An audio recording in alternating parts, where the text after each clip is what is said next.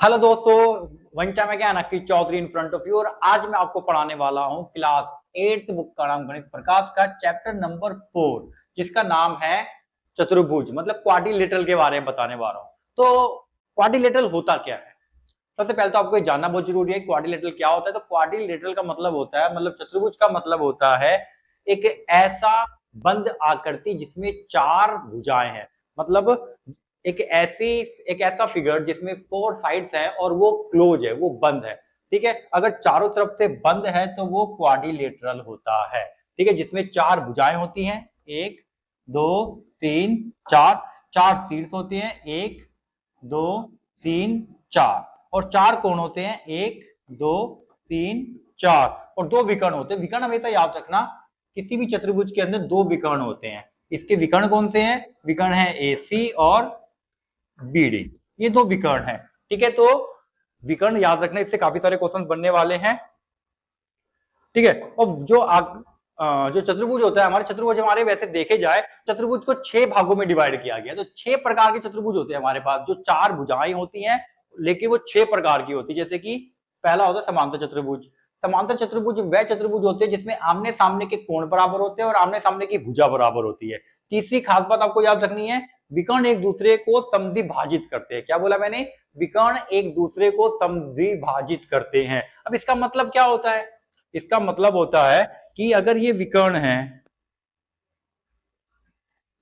और ये एक दूसरे को O पर प्रतिच्छेद करती हैं, तो AO बराबर है OC, ये दोनों बराबर होंगे। और इधर से BO बराबर है OD। ठीक है, तो इसका मतलब होता है कि विकर्ण एक दूसरे को समद्विभाजित करते हैं, समान भागों में बांट देते हैं, इसलिए विकर्ण के टुकड़े आपस में बराबर हो जाते हैं। तो अंग्रेजी में इसको कहते हैं diagonals bisect each other in a parallelogram. ठीक है, आयत में क्या होता है? आयत तो बड़ा आसान है। आयत के आमने सामने की भुजा बराबर होती है और इसके सभी कोण 90 डिग्री के होते हैं। याद रखना, सभी कोण 90 डिग्री के होते हैं। ठीक है, तो इसका मतलब ये समांतर चतुर्भुज है, तो ये सिर्फ समांतर चतुर्भुज है। लेकिन ये जो आयत है, आयत को हम समांतर चतुर्भुज भी बोल सकते हैं। समांतर चतुर्भुज भी बोल सकते हैं, क्योंकि इसमें आमने सामने की भुजा बराबर होती है, आमने सामने के कोण बराबर होते हैं। तो इसमें भी तो आमने सामने की भुजा बराबर होती है और आमने सामने के कोण देखा जाए तो ये भी 90 और ये भी 90, तो आमने सामने के कोण भी बराबर है, इसलिए हम इसको समांतर चतुर्भुज भी कह सकते हैं। मतलब आयत एक समांतर चतुर्भुज भी होता है। ठीक है, याद रहेगा। और इसकी विकर्ण भी एक दूसरे को समद्विभाजित करते हैं, तो आपको भूलना नहीं है, इसके विकर्ण भी एक दूसरे को समद्विभाजित करते हैं। अब वर्ग देखो, वर्ग क्या होता है? वर्ग में चारों भुजाएं बराबर होती है, ये वाली भुजा, ये वाली भुजा, ये वाली और ये वाली। मतलब चारों भुजाएं बराबर होती है और चारों कोण बराबर होते हैं। और जब चारों कोण बराबर होते हैं तो वो हमारा 90 डिग्री का होता है। तो इसका मतलब क्या हुआ कि सभी कोण 90 डिग्री के भी हैं। आमने सामने की भुजाएं, जब चारों भुजाएं बराबर है तो आमने सामने की भुजाएं बराबर है, तो इस वर्ग को हम आयत भी बोल सकते हैं और हम इसको समांतर चतुर्भुज भी बोल सकते हैं।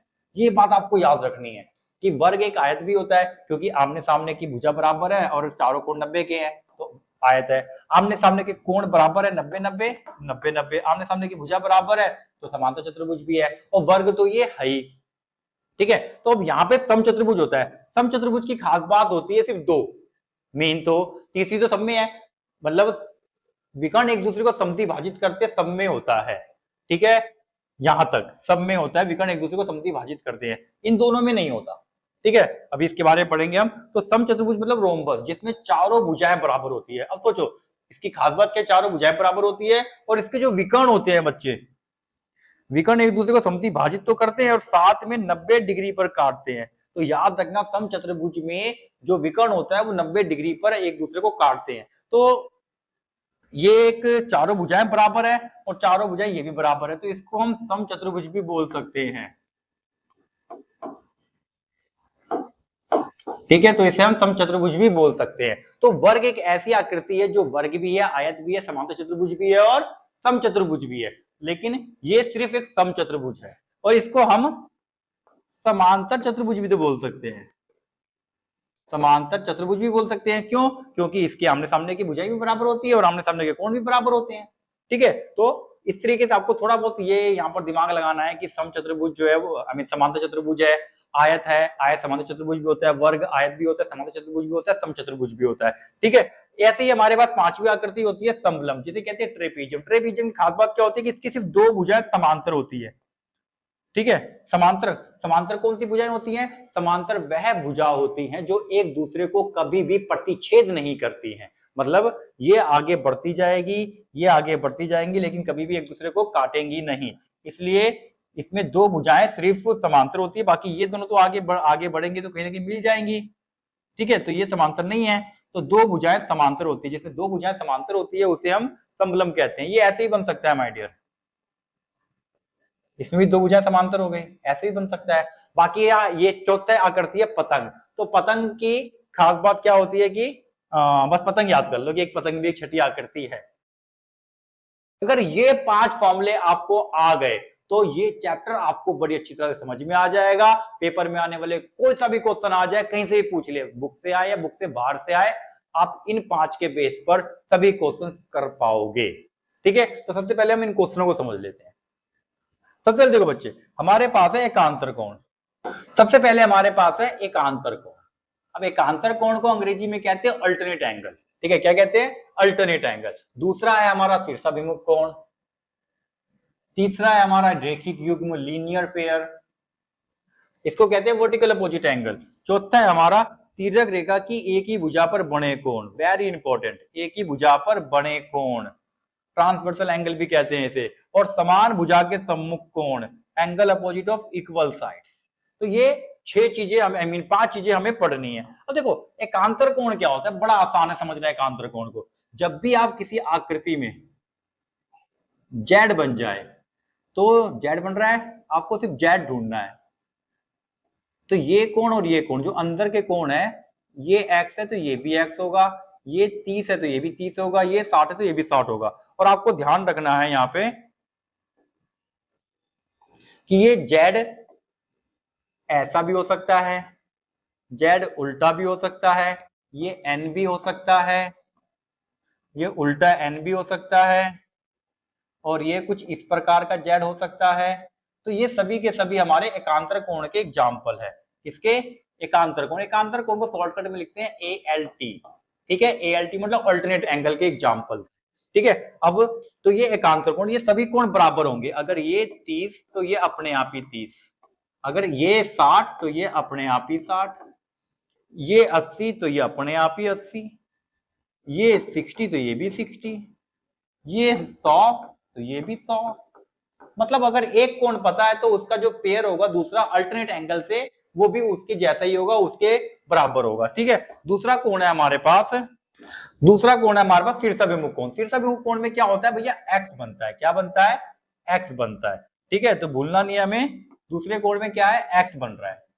तो ये कोण और ये कोण बराबर है, और यहां पर ये कोण और ये कोण बराबर है। अगर ये 1 है तो ये भी 1 है, ये 2 है तो ये भी 2 है।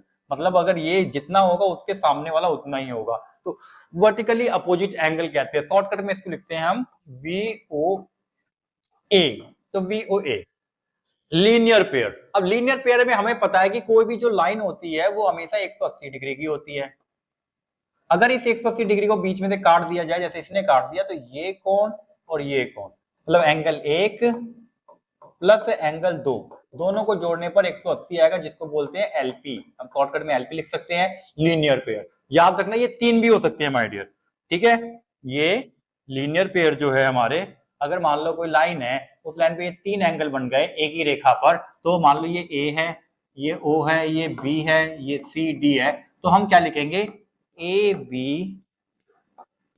एक रेखा है। ठीक है, ये लिखना बहुत जरूरी है। जब हम लिख देते हैं AB एक रेखा है, तो एंगल ये मान लो X है, ये Y है, ये Z है, जो वैल्यू होगी वो पुट कर सकते हैं हम। फिलहाल यहाँ पर X Y Z है, तो तीनों को जोड़ने पर भी LP ही बनेगा, मतलब 180 ही आएगा। ब्रैकेट में लिखना पड़ेगा LP। ठीक है, 2 कोण हो, 3 कोण हो, 4 कोण हो, अगर एक रेखा है तो उस पर जितने भी कोण होंगे वो सबके सब 180 डिग्री के ही होंगे।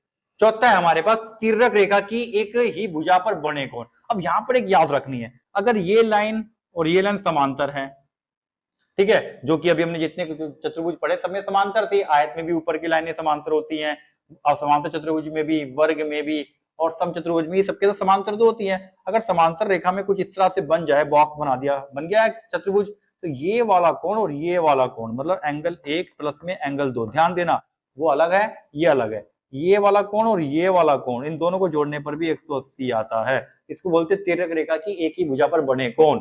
ठीक है, अब एक ही भुजा पर बने कोण है, तो ये कुछ, अब मान लो कि हमारे पास कुछ ऐसी आकृति है, तो ये कोण और ये कोण भी जोड़ने पर 180 आना चाहिए। मतलब ये अगर x है, ये y है, तो x प्लस में y को जोड़ने पर 180 ही आएगा, और इन दोनों को जोड़ने पर भी 180 आएगा, इन दोनों को जोड़ने पर भी 180 आएगा, और इन दोनों को जोड़ने पर भी 180 आएगा। मतलब एक ही भुजा पर जब कोण बनेंगे तो दोनों को जोड़ने पर 180 आएगा, इस भुजा पर बनेगा तो ये 180 आएगा। ठीक है, तो तिर्यक रेखा की एक ही भुजा पर बने कोण हमेशा ही का जोड़ 180 डिग्री होता है, और ये वेरी इंपॉर्टेंट है भाई, समान भुजा के सम्मुख कोण। अगर किसी त्रिभुज में, याद रखना पांचवा, ये कोई भी दो भुजा बराबर है, कोई भी दो भुजा, ये दोनों भुजा बराबर है, तो इसके सामने का कोण C और इसके सामने का कोण B बराबर होंगे।